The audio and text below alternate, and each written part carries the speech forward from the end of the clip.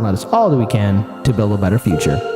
All right, so I think all of us are aware what's happening in Pennsylvania right now between Fetterman and Dr. Oz. Two gentlemen who don't know how to fight out of a wet paper bag. And let's face it, I'm going to call this a mini 2016. But the problem with this election between Fetterman and Oz, it's not about these two or who's going to better represent the state of Pennsylvania.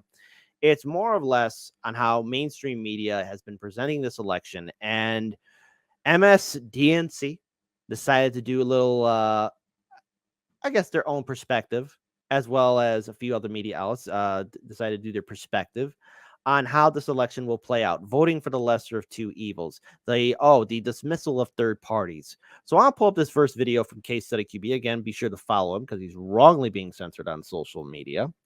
And so this has to deal with the fact that, okay, swing voter talks about her disappointment voting for third party. One time I did vote third party, but then I didn't even show up on Pennsylvania's numbers. So what does that mean? And I think the thing is the dismissal of independent voters, third parties, and why, we should all vote Democrat or Republican. It's so late in the process that, like, who else does a third? I don't know. Like, my issue is one time I did vote third party, but then I didn't even show up on the Pennsylvania numbers. And I was like, dang it, I wanted to show that I was voting for this other guy, And so I think, like, in my dream world, everybody would have a chance. But since I feel like we don't, then, and I'm not a one, I don't remember what you called it, but, like, I'm only caring about abortion. Like, I definitely have lots of issues. And, but I think that because of how the political climate is right now and with, people overrunning the Capitol, like, I feel like I'm leaning more towards wanting to find balance or people that are not pro-Trump. So, like, for me, that's kind of the way I go. So I guess, like, I'd probably still vote for him, but am I, like, feeling great about it? Do I have concerns? Absolutely. It's so late in the process. So, the first thing I want to address is that, again, corporate media has specifically designed the political environment that we're in to show that third parties don't have a voice. And that at the end of the day, we're always going to be forced to be team red or team blue. Now, this is my own perspective, and I'm not going to tell you guys how to vote. I'm not going to tell any of you that you should vote for this midterm or go ahead and vote in 2024. That's your own decision, and you have to come to that conclusion yourself. So what do I mean by this? I'm going to vote third party. I'm going to vote independent. And the problem is, and we've seen this play out, especially most notably in 2016. Now, a lot of Dr. Oz voters were talked about voting for the lesser of two evils and how much power a Trump endorsement truly has. So let's look at this because, again, this has to deal with Fetterman and Oz, two different individuals. Both of them are associated with two corrupt parties who are one the same. And the thing is, this is our political atmosphere that we have here in America, where you are forced to vote for two parties that don't like you, don't think about you, and don't respect you.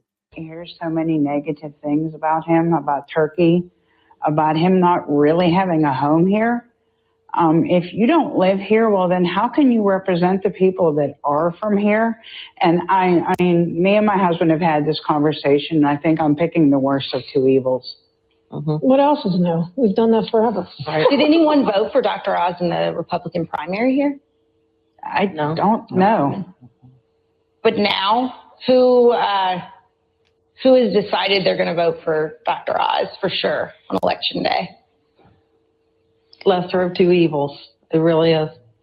Yes. Yeah. I was contemplating just abstaining on that one because I really feel that the establishment did Barnett pretty dirty, to be caught. Wasn't it Donald Trump, though, that took Dr. Oz over the edge with his endorsement? I don't give him that much power, personally. I mean, if he wants to endorse, if it doesn't align with what I believe, it doesn't matter who he endorses. Yeah. Can you believe I think him a lot of 100%? I don't know.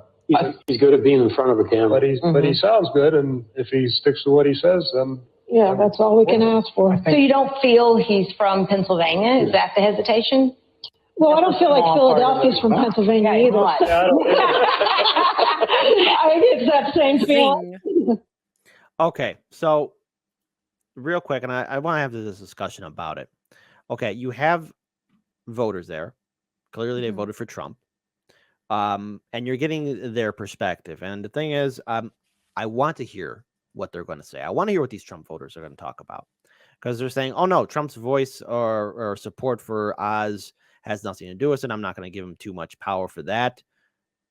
They don't have you have some that are hesitant of even supporting Dr. Oz. Right. Well, But all this of them are hesitant about supporting Dr. Oz. It looks Not, like. not the and the thing is, this is the problem that I think a lot, or this is the thing that many Americans are finally coming to terms with, and that is, I don't want to vote Democrat, I don't want to vote Republican. All these politicians are the same. They're always Right. the same. They're begging me for their vote, but when they get elected into office, they don't do anything to make our lives better. Which is, again, we have a lot of members in chat who are far older than me, who have said, I've never seen a politician do anything for me at all, even before you were born. And I have to say, yeah, they're right, because this is an environment that we've all been living under, from boomers, Gen Xers, millennials, Gen Z.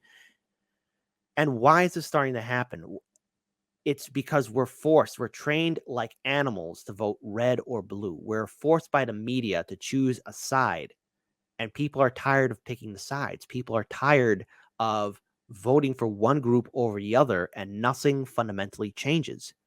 We have a democracy, a supposed democracy, that's supposed to represent us. But who is the number one constituent? It's the corporate donors. And they mentioned Trump and how good he is in front of the camera. And that's politics 101.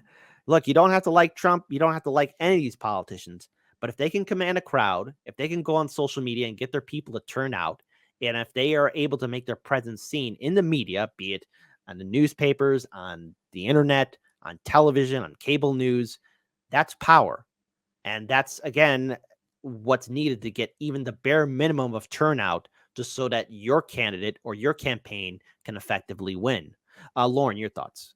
Well, I mean, I do think that it seems like what you're saying about Trump and those like the charisma that he commands to bring people to his parties. I think it also has a lot to do with like what is allowed to be shown on most media sources, because like a lot of the time I've noticed it's like, yeah, on certain sources it looks like his rally is super full, but then like very occasionally on one of the other channels you'll see something that's like, okay, well, it's like half as much people as it looked like. And so it's like, but when you see it on TV, especially with wherever it is, if you're the one if you believe everything, if you like are like, yes, I love this channel, it's so real, you are seeing a very specific, you're being forced to watch it in a very specific way. And then you see all of these people who are like, oh, you're like, oh, okay, that's a lot of people. That is a lot of people who believe it, even if it's much less in reality.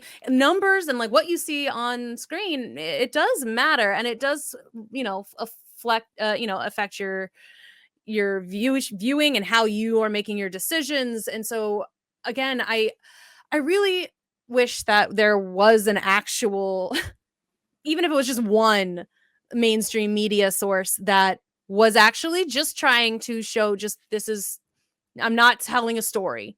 I'm not making you guess. I'm not trying to lead you in any one direction or another. Here is just a wide shot of the thing, and this is what they said, and this is what it looks like, and not trying to color your opinion by clever editing or lighting or certain interviews, because they do it both ways. Like, Democratic or more less conservative sites do it too. And it's like they go after and I get these interviews from people who say the most whack job things. And it's like, can you get me an interview? Can you please find me an interview with someone who doesn't sound like a moron or a conspiracy theorist? Like, I want to know what, like, that interview that they were doing there, they actually seem to have pretty normal people in that interview room. And it's like, can I have more interviews like that, please? I want to know what the normal everyday person has to think about it, and not just the people who drank the Kool-Aid. And I think that has been the problem. There's a reason why, let's say, when you see Fox News maybe go after a social justice warrior, or CNN or MSNBC go after a conspiracy theorist, is because, one, that's television 101. You want something that's good, that's going to be a great soundbite. But in that rare moment, I'm going to give MSNBC credit for this one. You got people really showing their regret and lack of enthusiasm for supporting somebody like Oz. And the thing is, the same problem is in the Fetterman camp too, because he's got a lot of issues and a lot of baggage. Where again, RBN did a fantastic takedown of his character and some of his past issues that aren't so progressive, nor do they make him shine out as be this wannabe Bernie Sanders, which he is not. He is somebody else completely different. And so what I want to pull up this video here from, again, another video from Case Study QB, where they talk about lack of voter enthusiasm. And this is something that's long overdue that's coming. And the thing is, we're going to see this continue on as our politicians do nothing to help us out. And yeah, when this election's over, every one of you pretend to put on your shocked face, work on your shocked face as soon as corporate media starts blaming you that the Democrats didn't win. So let's go ahead and pull this video up here too, where you have Morning Blow talking about lack of a voter enthusiasm, especially for this election in Pennsylvania. The second line is what I think it was an underlying current through all of these focus groups: the worst of two evils, trying to select between two political evils. Joe, and that's a construct that was so constant during 2016, invoked Hillary Clinton versus Donald Trump. And now it's the frame that voters on both sides see as the inevitable choices. And I guess it's always been like that to some extent, but the lack of voter enthusiasm is not exactly inspiring when it comes to these two candidates in Pennsylvania. So in other words, what the Democrats and Republicans have created, whether they know it or not, or whether they'll ever take responsibility for it, is that they created a mini 2016 election where they have a Trump-like candidate, Dr. Oz, who again is, let's face it, I'm going to call him Marty Bird because he reminds me of Marty Bird from the Ozarks. Okay, that's me being polite. I don't want to call him anything else. I mean, pretty much the internet has a whole treasure trove of comments about what they think about Dr. Oz. And then you have Fetterman too, who, again, let's be clear here, chat. Let's have democracy in it. Type 1 if you think Fetterman is Bernie Sanders 2.0 and a progressive hard hitter. Type 2, and I'm going to see a lot of 2s. If you know Fetterman is just as inept as any other corporate Democrat, and there's so much more baggage surrounding around him that he's not really going to do a goddamn thing for the people of Pennsylvania. Let's be very clear here on that. I'm getting ready to see the democracy in the chat for this one. But again, this is what happens when you have politicians and corporate media dictate to us from birth that you have to be either with Team Red or Team Blue. And that, I think right now, especially when we saw these town halls where AOC or Ayanna Presley or Bowman or Jayapal or whoever else, they're being interrupted. They're being called out because people are angry, they're tired, and they're frightened. A lot of us are frightened because we have been abandoned. So go ahead, Lauren. I want to get your thoughts. No, I mean, I do agree with you on that. Like, people, we absolutely need to keep calling out when we see injustice in our politicians, especially the ones that we believed in. And it's like, maybe that was on us for believing in somebody, but it's like, I don't think that I think that we should continue to do that. And we need to continue calling them out. We need to show them. And like, again, I like the idea of voting third party, but enough people have to do it that will actually shake the corporate giants that are the Republican and Democratic parties. If enough people vote third party, then someone might actually be like, oh, okay. But if they don't, then nothing will change, which is, again, I think what the MSNBC clip was trying to show. It's because it's like, we would like to vote for third party, but every time we've tried it, it's only been like 3% of the vote. And so nothing changes because no one is actually like it can't. It's not a big enough number to make the people who are in charge afraid or to shake in their boot or to be like, oh, actually, maybe this isn't what people want. So they're so good at like dangling little car keys of, oh, look what the evil Democrats are going to do, or oh, look what the evil Republicans are going to do, and like ignoring everybody else and ignoring actual issues and ignoring the things that people are saying in the town halls that they're actually worried about. And if I could think of a way to get the politicians to actually sit down and listen, then I would say what that idea is, but I don't have that answer. The problem is, and here's the thing, when it comes down to third parties and independence, which I'm going to still be an advocate for no matter what, because at this point I know I have no home with the GOP or the DNC.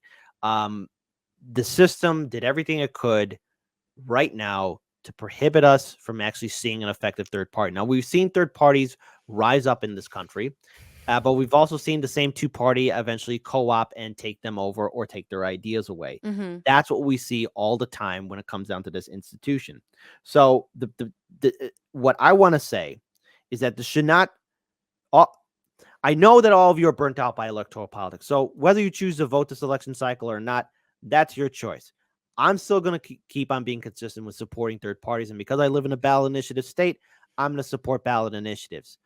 But I do know that every time I've been going to the polls to vote, every time I've ever decided to go out on election day to vote, they're getting emptier. Like, gone are the days of 2016. Yeah. Gone are the days of the enthusiasm. Gone are the days where people had an audacity of hope that was extinguished by the last like 3 times I've been in and out.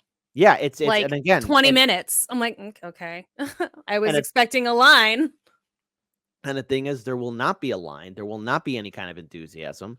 And so now we're getting this whole dire warning. So audience, I told you guys, be prepared to be blamed, because here we have, again, corporate media telling you and trying to give you a dire warning that, oh no, Trump-like Republicans are not going to support how the election result will turn out. The thing is, I think everyone's trying to quote the Arizona candidate right now. And when she was confronted, will you accept the results if you lose? But the thing is, if you're running a campaign and election day hasn't even come yet, and they keep on telling you, are you going to accept the results if you lose? Are you going to accept the results or are you going to lose? Politics 101 is to inspire confidence amongst your voting base. And this is the one good thing I'll say about that Republican candidate. No, she went on air and said, no, I'm going to win. I'm going to win. I'm going to win. And the thing is, we have to remember, denying how election turns out, Hillary Clinton had a hard time in 2008 and in 2016 accepting the results. So it's just not a Republican problem. It's also a Democratic problem too. But corporate media wants to tell you something different, such as, I don't think we're going to have a clear result on election day. Well, here's the thing about midterms, folks, and I want all of you to share this.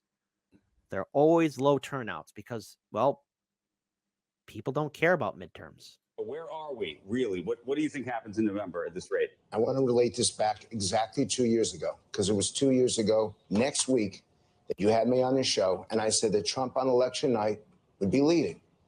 But on the hours and days that followed, Biden would catch up, move ahead, and would eventually be elected president. I'm here to say to you now that there are enough election deniers out there, candidates running, that are going to lose and going to claim that they won, and they won't accept the election results. I am scared to death, and I'm doing this a week earlier so that you can replay this and replay this and replay this. We are going to have a problem in this country if Senate candidates, governor candidates, Secretary of State candidates lose by 2 or 3% and claim the election is stolen. And I'm warning the markets now that I don't think we're going to have a clear result on Election Day 2022. Why do you say this? Because I've seen the interviews that have been done with these candidates. I'm watching all the debates. I have to do this in addition to the polling. And the American people do not trust the election counting. They do not trust the system right now. It's a greater degree of cynicism towards elections than we've ever had. And it's being prompted by elected officials who are telling them, don't believe the numbers, don't believe the count, it's not true. And the way that elections are counted, you're going to get the people who vote on election day counted first. You'll get the absentee ballots. Okay, enough of these fear tactics, because that's what this guy's doing. He's trying to make people afraid or guilt people to turn out to vote, to which I have to say, no politician is entitled to your vote. None of them are. And you have to earn my vote. And the one way you're going to earn my vote is by showing that you're different. That's why I support third parties. That's why I vote independent. You are not ever, and this is all of you should take with you.